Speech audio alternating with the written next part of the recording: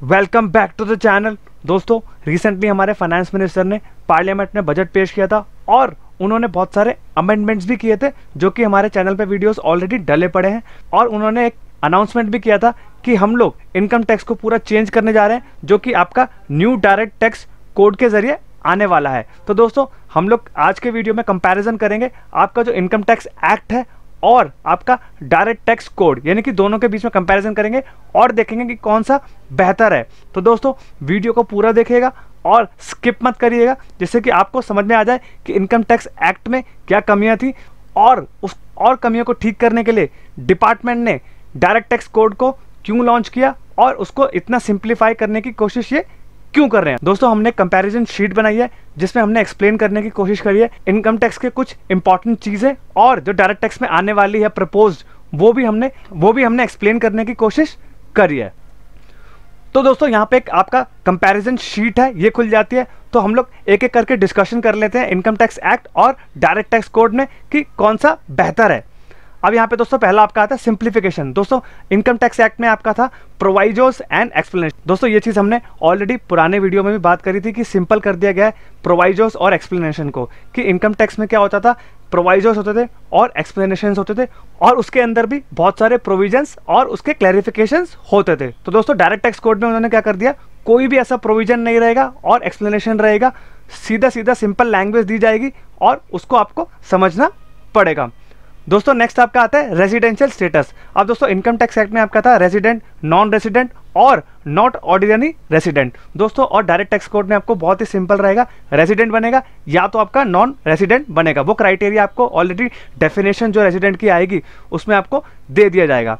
अब दोस्तों, आपका नेक्स्ट पॉइंट आता है assessment year and financial year. अब दोस्तों इनकम टैक्स एक्ट में आपका क्या था, प्रीवियस ईयर कॉन्सेप्ट और असेसमेंट ईयर कॉन्सेप्ट दोनों था, क्योंकि आपकी previous year income assessment year में टैक्स हुआ करती थी। अब दोस्तों डायरेक्ट टैक्स कोड में क्या रहेगा, आपका ओनली फाइनेंशियल ईयर का कॉन्सेप्ट ही रहेगा और उसके हिसाब से आपकी क्या रहेगी, इनकम टैक्स कर दी जाएगी। दोस्तों, ड्यू डेट्स के बारे में हमने इससे पिछले वाले वीडियो में बात करी है, वो वीडियो आप जरूर देखिएगा और आपको ड्यू डेट पता चल जाएगी ITR फाइलिंग के लिए। अब दोस्तों, नेक्स्ट आपका आता है लॉन्ग टर्म कैपिटल गेन। अब दोस्तों, एग्जेम्प्टेड फॉर लिस्टेड शेयर। दोस्तों, इसमें दो तरीके की कैटेगरीज होती थी, लॉन्ग टर्म और शॉर्ट टर्म। वो तो ऑलरेडी इसमें भी रहने वाली है, बट इसमें क्या था, शॉर्ट टर्म में तो आपका 20% का टैक्स कर दिया गया और लॉन्ग टर्म में आपका क्या कर दिया, 12.5 का टैक्स कर दिया, उसको भी इंडेक्सेशन का बेनिफिट आपको हटा दिया गया। अब दोस्तों, यहाँ पे आपका आता है taxable as per part of normal income with indexation benefit. दोस्तों, यहाँ पे आपको क्या दिया जाएगा, इंडेक्सेशन का बेनिफिट दिया जाएगा। दोस्तों, रिसेंटली आपको पता होगा कि प्रॉपर्टी के केस में क्या किया था, इंडेक्सेशन को विड्रॉ कर लिया था, लेकिन बहुत सारा हल्ला हंगामा हुआ। उसके बाद क्या किया इन्होंने, उसको रिस्टोर कर दिया। क्योंकि जब इसके जो प्रोज एंड कॉन्स को डिस्कस किया गया, उसके कारण क्या हो रहा था, टैक्स पेयर्स को बड़ा नुकसान हो रहा था, जिसके लिए इनको रिवर्ट बैक करना पड़ा। अब नेक्स्ट आपका आता है टैक्सेशन ऑफ डिविडेंड। दोस्तों, डिविडेंड आपका कोई भी आपको इसमें थ्रेशोल्ड की कोई लिमिट नहीं है, सीधा सीधा आपका टैक्स लग जाता है। और नेक्स्ट आपका आएगा टैक्स एट विदाउट DDT, यानी कि आपका कोई भी डिविडेंड डिस्ट्रीब्यूशन टैक्स डिडक्ट नहीं होगा, सीधा का सीधा आपके ऊपर फ्लैट रेट का टैक्स यहाँ पे डिडक्ट कर दिया जाएगा। अब यहाँ पे क्या है, आपको डिविडेंड डिस्ट्रीब्यूशन टैक्स क्या है, सीधा 15% का देना पड़ता था इनकम टैक्स एक्ट में। नेक्स्ट आपका आता है असेसी। अब असेसी क्या है, असेसी इसमें वो होता है कि जो भी आपका tax payer liable for proceedings under income tax act, जिसके ऊपर प्रोसीडिंग्स होगी, इनकम टैक्स की कार्रवाई होगी, उसको असेसी करार दिया जाएगा। और आपका डायरेक्ट टैक्स कोड में क्या है, आपका include those voluntary filing income tax return. अब जो लोग इनकम टैक्स रिटर्न फाइल करेंगे उन्हीं के ऊपर क्या है, ये असेसी का जो उनको है टैग दिया जाएगा। अब टैक्स रेट को हम लोग देख लेते हैं, जिसकी इनकम 10 करोड़ से ऊपर होगी। तो इसके केस में था आपका 30% का टैक्स रेट था, प्लस आपका 15% का सरचार्ज लगता था।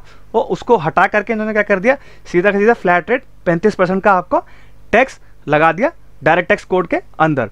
अब दोस्तों, सबसे इंपॉर्टेंट पॉइंट यहाँ पे आता है कंडक्टेड बाय होम। दोस्तों, 1961 के जो एक्ट में था, वो CA को ही बहुत प्राथमिकता दी गई थी कि वही लोग क्या कर सकते हैं, टैक्स ऑडिट कर सकते हैं, जिसके कारण वो क्या करते थे, बहुत फायदा उठाया करते थे और हाई फीस चार्ज किया करते थे। लेकिन दोस्तों, डायरेक्ट टैक्स कोड के अंदर ऑलरेडी हमने 2010 में भी हमने ये हंगामा होते हुए सुना था कि तीनों इंस्टीट्यूट्स को डाला जाएगा, CA, CMA और CS। तो दोस्तों, वही चीज़ें होने वाली है। अगर ये चीज़ लागू हो जाती है तो तीनों इंस्टीट्यूट जो होंगे, CA, CS और CMAs टैक्स ऑडिट कंडक्ट कर पाएंगे, जिससे कि ये यूनिफॉर्मिटी रहे और कोई भी प्रोफेशन को बेनिफिट ना दिया जाए। दोस्तों आई होप आपको समझ में आ गया होगा कि इनकम टैक्स एक्ट का और डायरेक्ट टैक्स कोड का जो कंपैरिजन करते हैं और दोनों में से कौन सा आपको बेहतर लगता है वो दोस्तों कमेंट करके बताइएगा।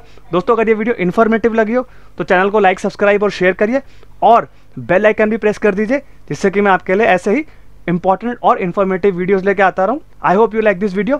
Thank you very much and have a nice day.